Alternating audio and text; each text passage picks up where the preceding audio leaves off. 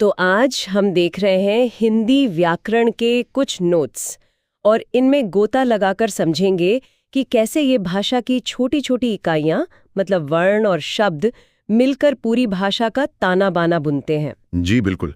हमारा मकसद है हिंदी की जो बनावट है उसकी बुनियाद को समझना। तो चलिए शुरू करते हैं सबसे छोटी इकाई से, वर्ण। नोट्स बताते हैं कि ये वो छोटी से छोटी आवाज है जिसके और टुकड़े नहीं किए जा सकते। हाँ बिल्कुल। और हिंदी वर्णमाला में देखिए मोटे तौर पर दो हिस्से हैं, स्वर और व्यंजन। स्वर और व्यंजन, हाँ। नोट्स में लिखा है 11 स्वर और 33 व्यंजन है। जी। स्वर जैसे अ, आ, ई, ये बिना किसी और वर्ण की मदद के बोले जा सकते हैं। अच्छा। और व्यंजन जैसे क, ख, ग, इनको बोलने के लिए किसी न किसी स्वर की मदद चाहिए ही होती है। हाँ, जैसे क आधा है, उसमें अ मिलेगा तब पूरा क बनेगा। बिल्कुल सही। और स्वरों में भी नोट्स में लिखा है ह्रस्व और दीर्घ, मतलब कुछ छोटे कुछ बड़े, जैसे अ और आ। हाँ, ये उच्चारण में लगने वाले समय के आधार पर है। ह्रस्व यानी कम समय जैसे अ, ई, उ, और दीर्घ यानी ज्यादा समय जैसे आ, ई, उ। दिलचस्प बात यह भी है कि नोट्स में अ स्वर का जिक्र है जो अंग्रेजी से आया है। जी हाँ, जैसे डॉक्टर या कॉलेज में।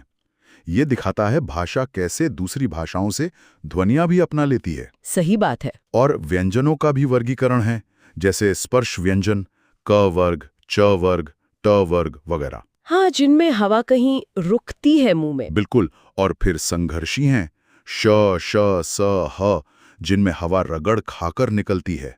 ये सब ध्वनियां मिलकर ही भाषा का संगीत बनाती हैं। अच्छा, तो ये तो हुई वर्ण की बात। अब वर्णों को जब सही से मिलाते हैं तो शब्द बनते हैं। हाँ, वर्णों का सार्थक मेल, जिसका कोई मतलब निकले। नोट्स में शब्दों को उनके इतिहास के हिसाब से बांटा गया है। तत्सम, तद्भव, ये क्या चीज है? ये बहुत रोचक है। देखिए, तत्सम यानी तत् प्लस सम, उसके समान, मतलब जो शब्द संस्कृत से जैसे के तैसे बिना बदले हिंदी में आ गए, पर हिंदी तक आते आते थोड़े बदल गए। अच्छा, जैसे अग्नि से आग। बिल्कुल। हस्त से हाथ, रात्रि से रात, सूर्य से सूरज। अरे वाह, ये तो कमाल है। हाँ, ये भाषा के विकास को दिखाता है। नोट्स में देशी और विदेशी शब्दों का भी जिक्र है। देशी मतलब जो यहीं की बोलियों से आए। जी, जैसे लोटा, पगड़ी, खिड़की, जूता, ये यहीं की उपज हैं। और विदेशी तो मतलब? हाँ, जो दूसरी भाषाओं से आए, जैसे अरबी से किताब, अदालत, फारसी से चादर, आईना। तुर्की से कैंची, कुर्ता, पुर्तगाली से अलमारी, साबुन, अंग्रेजी से तो खैर बहुत है, टिकट, डॉक्टर, स्कूल। यहाँ तक कि चीनी से चाय, लीची। ये सब दिखाता है कि हिंदी कितनी खुली हुई भाषा है। उसने सबसे कुछ न कुछ लिया है। सही में, इसने तो सबको गले लगाया है। अच्छा, शब्दों के बाद नोट्स में संधि और समास की बात है। हाँ। ये तो स्कूल में बड़े मुश्किल लगते थे। हाँ, लगते हैं, पर असल में ये भाषा को आसान और सुंदर बनाने के तरीके हैं। देखिए, संधि में क्या होता है, दो वर्ण पास आते हैं। हाँ। और उनके मिलने से बदलाव आता है ध्वनि में। जैसे विद्या प्लस आले बन गया विद्यालय। यहाँ आ प्लस आ मिलकर आ ही रहा, ये दीर्घ संधि है। अच्छा, या जैसे देव प्लस इंद्र, देवेंद्र। बिल्कुल, ये गुण संधि है। इसमें अ प्लस ई मिलकर ए बन गया। इससे बोलने में आसानी होती है, एक लय बनती है। हाँ हाँ। भाषा संक्षिप्त भी होती है। और समास? उसमें तो शब्द जुड़ते हैं, है ना? हाँ, समास में दो या दो से ज्यादा शब्द मिलकर एक नया छोटा शब्द बनाते हैं। बीच के जो विभक्ति चिन्ह या फालतू शब्द है वो हट जाते हैं। जैसे कोई उदाहरण? जैसे राजा का पुत्र, इसमें का हटा दिया और बन गया राजपुत्र। ये तत्पुरुष समास है।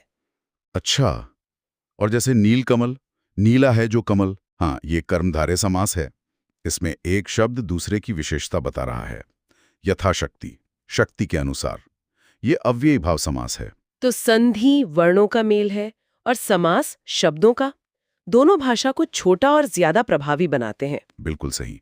संक्षिप्त, प्रभावी और समृद्ध, ये सिर्फ व्याकरण के नियम नहीं, ये भाषा को गढ़ने, उसे संवारने के औजार हैं। तो हमने आज देखा कि कैसे वर्णों से शुरुआत होती है, फिर शब्द बनते हैं जिनके अपने इतिहास हैं, तत्सम, तद्भव, देशी, विदेशी, और फिर संधि, समास जैसी प्रक्रियाएं हैं जो भाषा को एक ढांचा और प्रवाह देती हैं। वाकई हिंदी एक बहुत व्यवस्थित भाषा लगती है इन नोट्स के हिसाब से। हाँ, इसमें एक तर्क है, एक सिस्टम है। और यहाँ एक विचार छोड़ सकते हैं हम अपने सुनने वालों के लिए हाँ, कि जब हम इन व्याकरणिक चीज़ों को, जैसे संधि के नियमों को या समास के भेदों को थोड़ा समझ लेते हैं, तो क्या इससे हमारे हिंदी पढ़ने या लिखने के अनुभव में कुछ बदलाव आता है? क्या हम भाषा की बारीकी, उसकी सुंदरता को थोड़ा और सराह पाते हैं? सोचने वाली बात है।